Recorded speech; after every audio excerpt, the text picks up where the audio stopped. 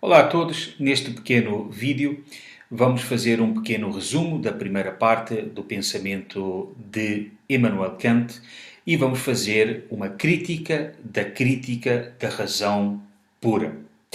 Muito bem, vimos no primeiro vídeo sobre Kant que a leitura que Kant fez de David Hume e do seu ceticismo e dos problemas levantados pelo ceticismo empirista de David Hume despertaram, segundo as palavras de Immanuel Kant, o despertaram do sono dogmático.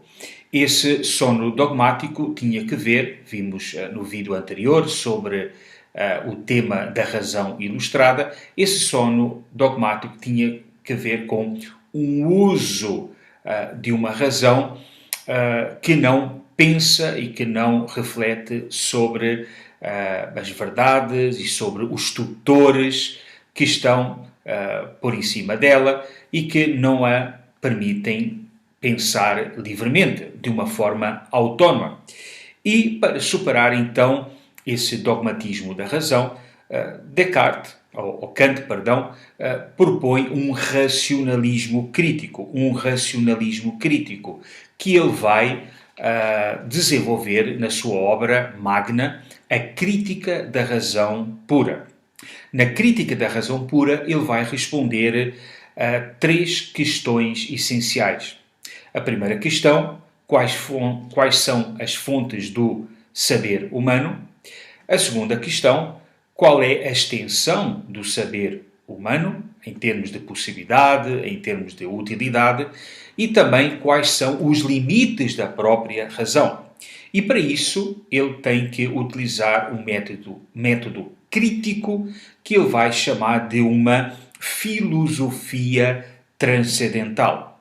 O que é que significa esse método crítico e a filosofia transcendental? Pois a tarefa dos dois vai ser identificar e avaliar os critérios, as condições do saber e também a fronteira desse saber para que o homem se liberte desse dogmatismo, se liberte dessa tutela das outras verdades herdadas e possa determinar autonomamente as condições e os princípios através dos quais a razão deve pensar a realidade e edificar a ciência. Então, essa filosofia e crítica transcendental pode ser definida na seguinte declaração: é uma investigação que busca determinar o modo do sujeito conhecer os objetos.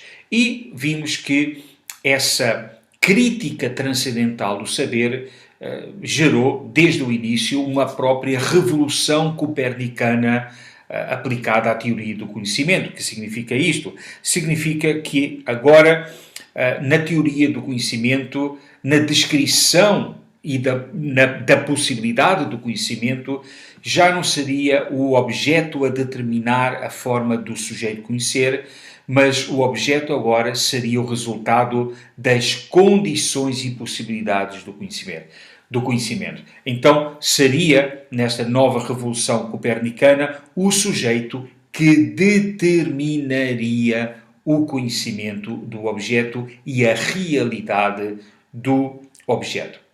Mas o objetivo deste vídeo pequeno é fazer uma avaliação dessa proposta crítica da razão pura.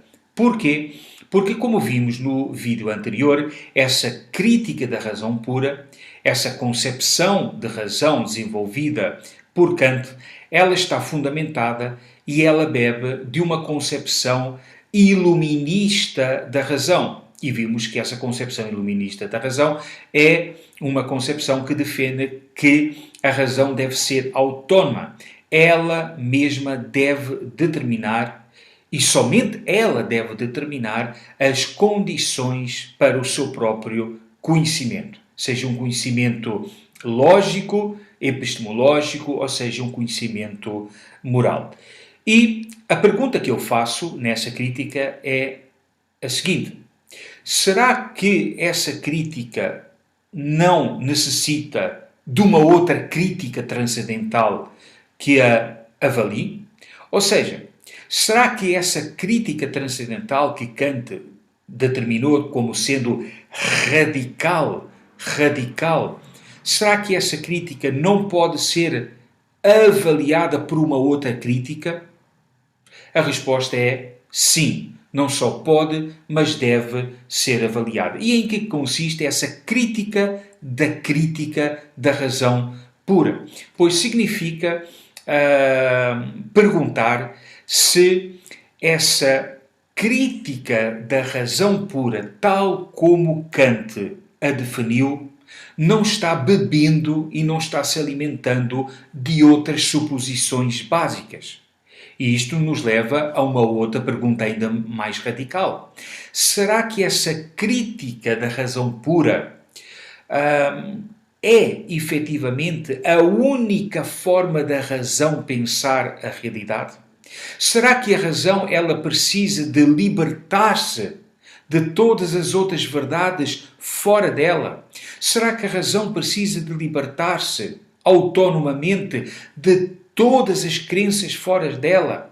A crença sobre a liberdade, sobre a imortalidade, sobre Deus. Será que a autonomia do pensamento racional, tal como propõe Kant, em modo de uma crítica, será que essa crítica autónoma da razão é a única possibilidade de se pensar sobre a realidade? Bom, a resposta simples e desafiadora que eu vou dar neste texto é que não. A própria autonomia crítica da razão é uma crença sobre o modo como a razão pode pensar na realidade.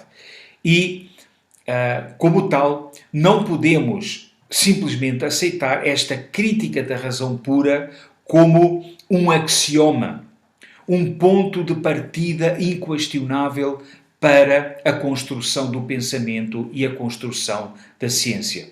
É bem verdade que esta crítica a partir da autonomia da razão foi o fundamento metafísico escolhido por Immanuel Kant.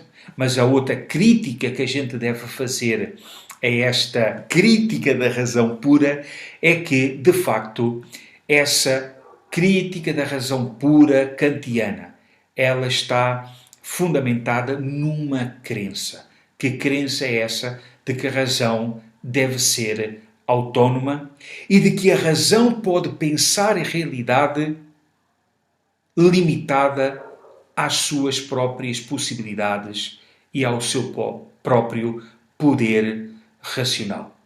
Então, ter consciência desta crítica, da crítica da razão pura, é fundamental para entender que Kant escolheu um fundamento metafísico, essa razão autónoma, a partir dessa razão autónoma estabeleceu um método de trabalho, a crítica transcendental, e a partir desse método de trabalho, alimentado por essa razão autónoma, ele determinou um sistema que nós vamos ver que é um sistema que, à partida, delimita as verdades que se podem conhecer na realidade. E veremos mais tarde, quando fizermos uma grande avaliação do pensamento de Immanuel Kant, que existem outras formas de se pensar e de se definir a razão.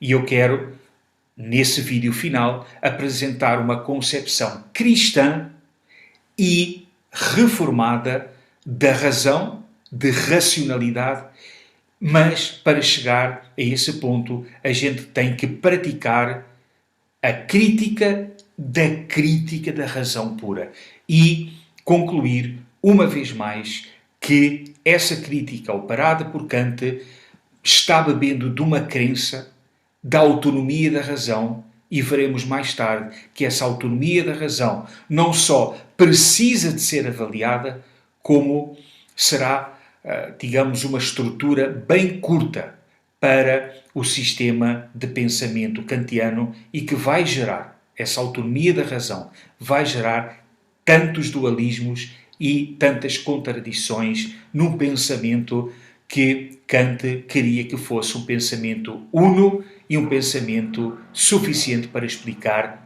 toda a ciência. Então, espero que vocês tenham gostado desta análise. Necessitamos de uma crítica da razão pura. Partir de uma razão autónoma não é suficiente para construir um sistema de pensamento que seja uno, integral e suficiente para explicar todas as realidades que necessitamos explicar. Um grande abraço e até ao próximo vídeo.